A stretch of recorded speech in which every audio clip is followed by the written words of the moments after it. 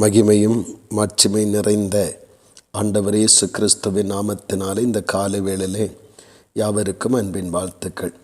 தேவன் தாமே ஒவ்வொருவரிலும் மகிமைப்படுவாராக.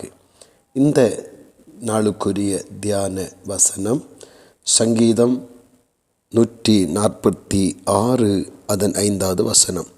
தன் தேவனாகிய கர்த்தர் மேல் நம்பிக்கை வைக்கிறவன் பாக்கியவான். மனித வாழ்விலே நன்மையான காரியங்கள் தீமையான காரியங்கள் நடக்கிற பொழுதெல்லாம் அநேக ஆலோசனைகளும் உதவிகளும் ஒத்தாசைகளும் சகாயங்களும் நாம் செய்ய நினைக்கிறவைகளுக்கு எதிரான கருத்துக்களும் மனித வாழ்வில் வருவது இயல்பு. ஆனால் நமக்கு சொல்லப்படுகிற நன்மையான காலங்களிலாகட்டும் நெருக்கமான காலங்களிலாகட்டும் நமக்கு சொல்லப்படுகிற ஆலோசனைகள் அல்லது நன்மைகள் எல்லாமே தேவனால் வருகிறது என்று நாம் எண்ணிவிட முடியாது.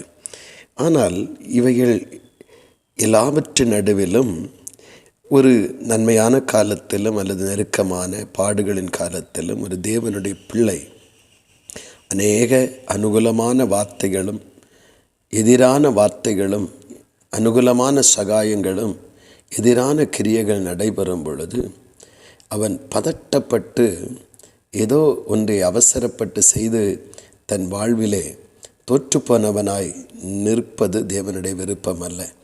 அந்த சூழ்நிலையில் இந்த சங்கீதக்காரன் சொல்வது போல நல்ல ஆலோசனை அல்லது தீமையான ஆலோசனை, நல்ல காரியம் தீமையான காரியம் எதுவாய் இருந்தாலும் அந்த சூழ்நிலை தன் தேவனாகிய கர்த்தர் மேல் நம்பிக்கை வைக்கிற மனிதன்தான் பாக்கியவான். அந்த சகோதரன் சொன்னார்கள், இந்த உறவுகள் சொன்னது ஆனபடினால இது நன்றாக இருக்கும், இது செம்மையாக இருக்கும், இது சரியாக இருக்கும் என்று அப்படிப்பட்ட தீர்மானம் அல்ல.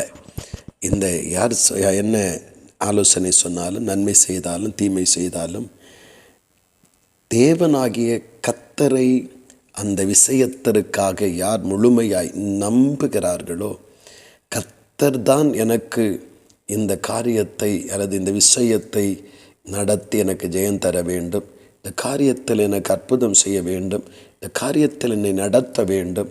மனித ஆலோசனைகள் எனக்கு அனுகூலமாகவும் இருக்கலாம், எதிராகவும் இருக்கலாம். மனித ஒத்தாசைகள் எனக்கு நன்மையாகவும் இருக்கலாம், தீமையாகவும் இருக்கலாம். ஆனால் அதுவல்ல, கர்த்தரை நான் நம்புகிறேன். கர்த்தர் என்னை ஒருபோதும் கைவிட மாட்டார். கர்த்தர் எனக்கு அனுமதிக்கிறவைகள் கர்த்தரால் எனக்கு கிடைக்கப்படுகிற எல்லாம் நன்மைக்காகவே இருக்கிறது என்று கர்த்தரை நம்பி எந்த ஒரு தேவனுடைய பிள்ளை இருக்கிறார்களோ அவர்களுடைய வாழ்க்கையில் கர்த்தருடைய அதிசயமான செயல்களை, கர்த்தருடைய ஆச்சரியமான செயல்களை, கர்த்தருடைய மகிமையான செயல்களை நாம் பார்க்க போகிறோம். அவர்கள்தான் பாக்கியவான்கள். இன்றைக்கு நம்முடைய வாழ்விலும் நமக்கு நெருக்கங்கள் வரும்பொழுது இதே அனுபவத்திலே நாம் இருக்கலாம்.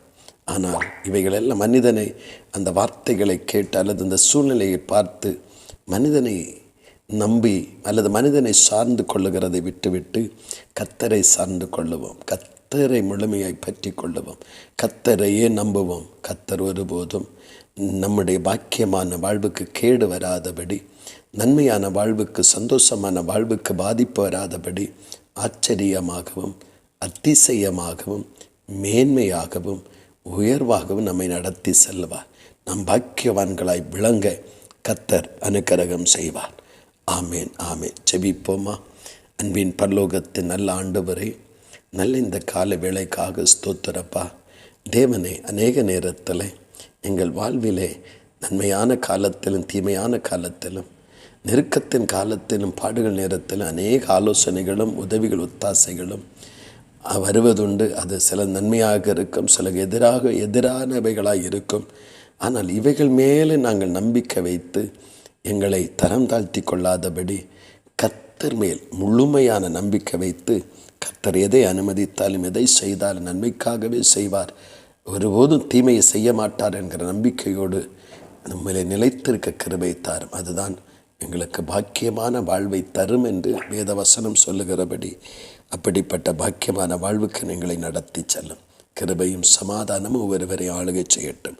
கர்த்தரே காத்து நடத்தும், ஆசீர்வதியும். இயேசு கிறிஸ்துவின் மூலம் ஜெபிக்கிறோம் ஜீவனுள்ள நல்ல பிதாவே. ஆமேன், ஆமேன்.